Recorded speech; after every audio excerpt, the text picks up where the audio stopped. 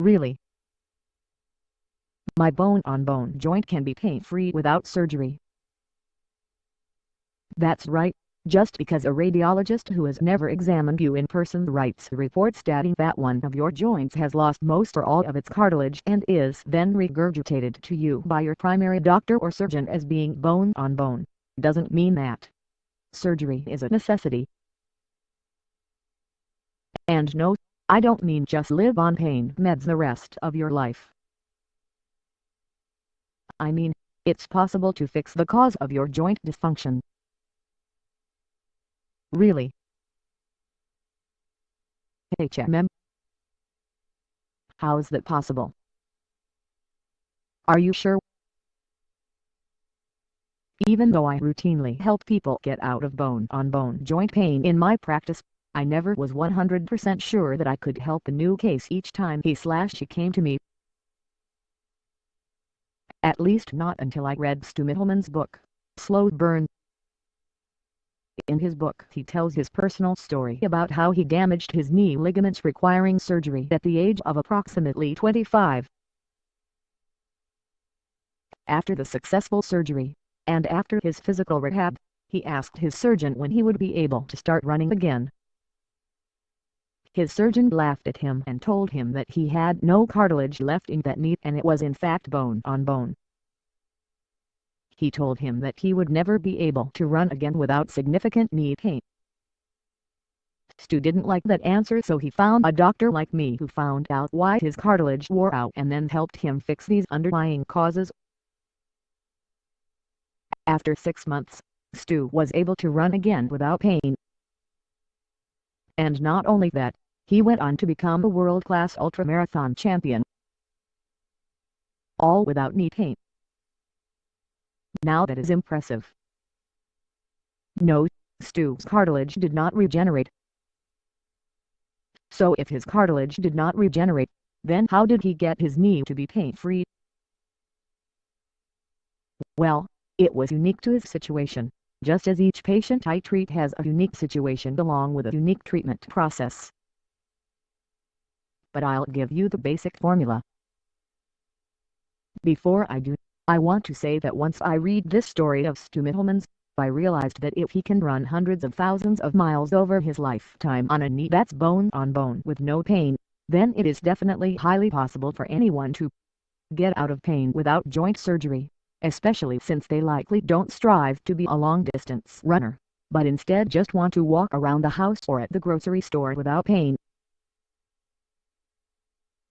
Plus, my success rate at helping bone-on-bone cases has gone up to nearly 100% since my advanced training in 2015 in Michigan and my subsequent implementation of coxflexion distraction treatment tables. So with all the stars aligning, I thought it was time to write this article for you guys and for your friends and family who may be needlessly suffering and contemplating surgery, or who have had a failed joint surgery. First, let's briefly go over what causes a knee to wear out in the first place. 1. Weak muscles surrounding the joint, causing the joint to track poorly, causing the two cartilage surfaces of the joint to bump into each other every time you move the joint, over time wearing out the cartilage. 2. Low-level body-wide chronic inflammation, including in the joint that's wearing out. This inflammation swells the cartilage slightly so that the two surfaces bump into each other even more, wearing them out even faster. So now that we know generally what causes the joint to wear out, all we have to do is fix numbers 1 and 2 above and, believe it or not, the pain goes away.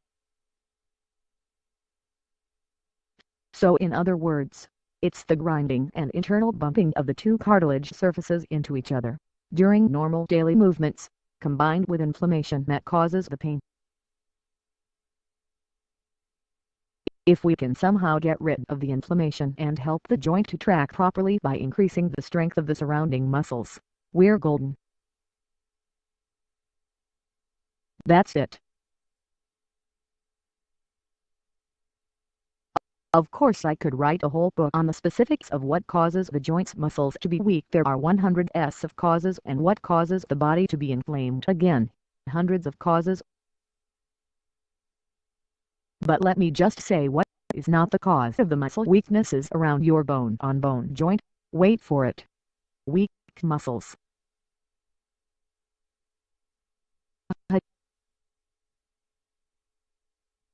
Except in very rare conditions like myasthenia gravis, which you don't have or your doctor would have told you by now. The only cause of a truly weak muscle is having it in a cast for 6 weeks.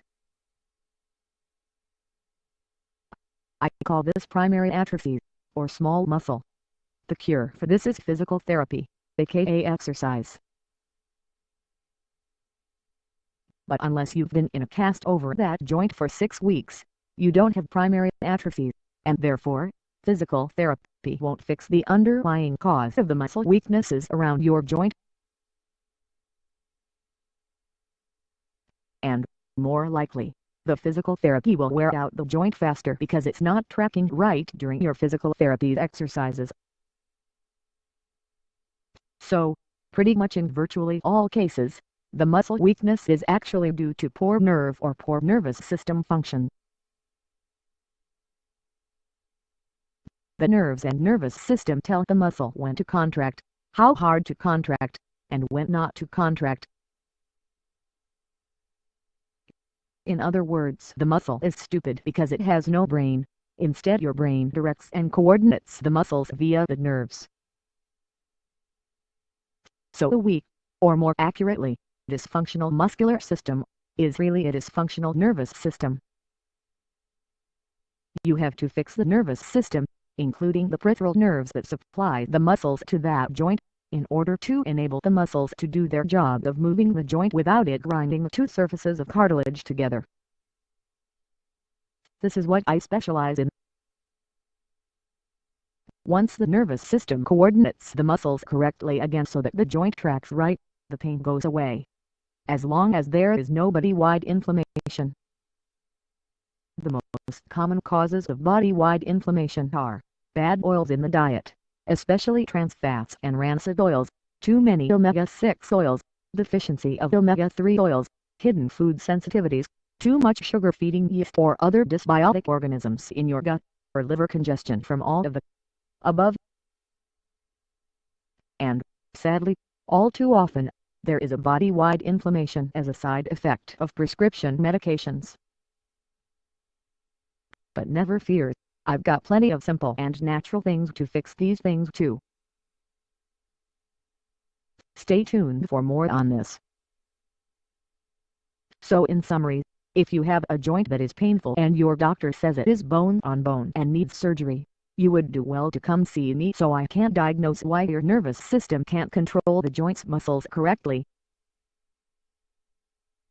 I find this out by combining the specific information you give me about the history of your condition with the information I glean from physically examining your neuromuscular system using mostly traditional neurological tests that neurologists rarely use anymore because they have become overly reliant on radiologist reports from your MRI or X-rays.